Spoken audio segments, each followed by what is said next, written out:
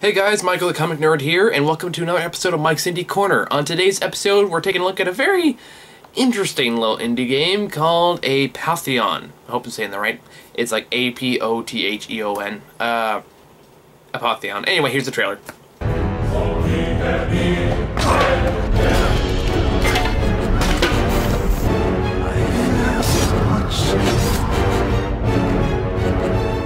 Arise, my chosen. Arise, Not-Kratos.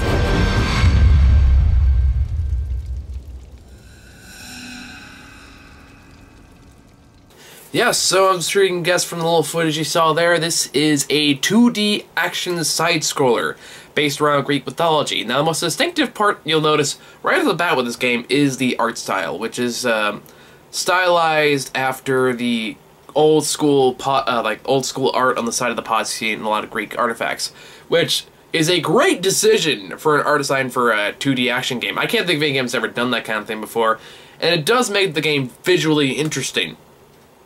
That being said, I also feel like it was kind of done to cut some corners because, I mean, the style is interesting and it grabs you right away because it's like, oh, this is kind of cool, this is unique. Problem is, it makes all the character models, when they're speaking, and there's a surprising amount of spoken dialogue in this game, they move around like they're puppets on string, and it looks really awkward. I mean, it's not terrible. It's not enough to ruin the game or anything like that, but it does feel like, I feel like they moved their art direction so they wouldn't actually have to carefully model for characters, because all the characters move like in this, like, I'm trying to model it, like this funky, they move like this, like they're constantly juggling basketballs. And I don't know, it kind of takes you out of the moment because of how silly it is, but it's not game killing or anything like that. But the story mode is very reminiscent of God of War. I mean, I think the main character's name is Not-Kratos or something like that. It might as well be Kratos for as much as they have it, like, for as much as the story goes, because it's like, the story is pretty basic. The gods are being dicks. They decide humans shouldn't be there anymore, so you have to go up there to kill all the gods, basically. That's the story. And the end of it's kind of ironic, because, spoiler alert, never mind, I'll leave it for you to figure that out if you decide to play it. And you know what? You should play it. If it's on sale, it's fun. It's not perfect. The combat can be a little clunky. I mean, it works well when they give you a good opponent to spar one-on-one with. Then you can actually put some strategy into your work and actually think through strategies. You can carefully bob and weave. You can use the game control to its full advantage. Now, I used a gamepad for this. I don't know how much it works better using the keyboard or not.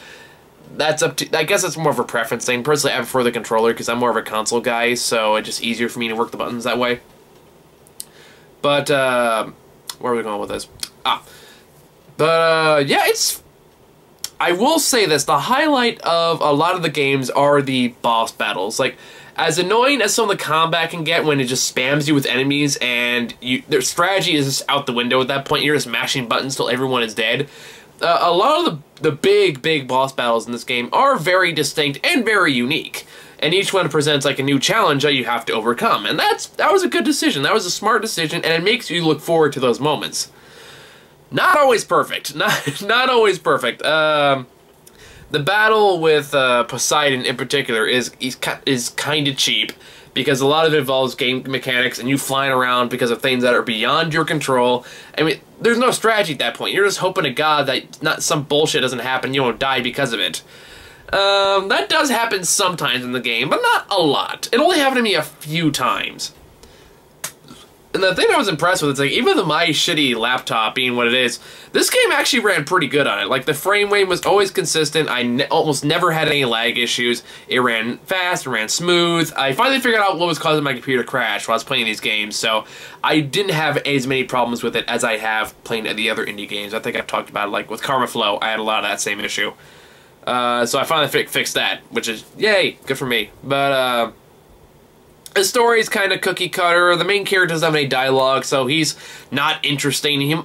The character's name is Not-Kratos. He might as well be called Not-Kratos, for as much as it matters in the context of the story. Oop, my little Latin side went out. There you go. But yeah, I guess there's really not much else to say about it, other than, you know, it's a solid action platformer. It's a good old school kind of 2D experience. The graphics are unique if I felt like a bit cheap. just used to cut some corners, but I think the design of the boss battles is very clever, very unique. And it's fun. I had fun with it. It's not a game I think I would ever play again. But I would say it's worth the price. If you get it on sale, you get it for like 10% off, something like that. I'd probably recommend it a bit more because it is a bit pricey. About like $20 or something like that. I could be wrong. They could be changing by the time I record this. But, yeah, that about covers it. So when I give the score, I would give it about a 7.5. A solid game. So, I think the next game I gotta check out is I Am Bread. So, oh, and just so you guys know, this video is brought to you by our Patreon, John DINIZ. I apologize if I'm saying that wrong, John. But, yeah, this is his request on Patreon. If you want to send your own requests, subscribe to us on Patreon, and you can put your own requests for games I review next. See you guys next time. Hope you enjoy this video.